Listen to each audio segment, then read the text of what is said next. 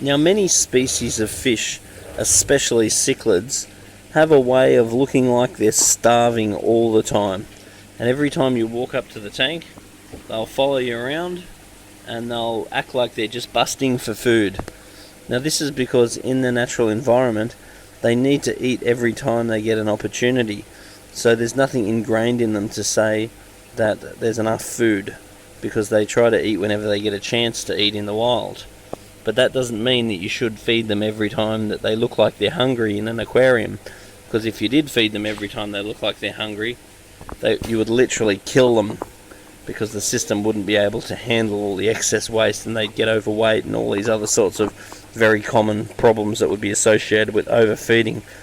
So the most important thing about feeding the fish is to know what the fish should naturally look like.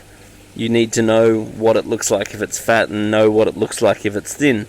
But in general, it's quite simple. If the fish have got a little bit of a belly, then they're perfectly in health.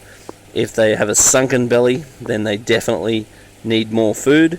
And then if they have an enlarged belly, if it's sort of protruding, then we definitely need to reduce the amount of food. So the first thing that you want to do is look at the type of food you feed. We pretty much feed spectrum pellets to all fish, because that's how we get the best results. It's balanced at the absorption rate of all fish. Then we will feed the fish approximately what they eat in 30 seconds. We don't encourage that you read the instructions on the food, because most of the time that means that you're going to feed too much. Then we will feed the fish, so all the food's gone in 30 seconds. Then over a period of about a month, say a few weeks, we'll be watching the belly of the fish. If we do notice the fish getting thin over that time, we will increase the amount of food slightly. If we do notice over that time the fish getting fat, then we will decrease the amount of food slightly.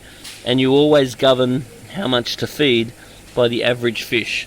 Never govern it by the fattest or the skinniest, because there's always going to be a fat and there's always going to be a skinny.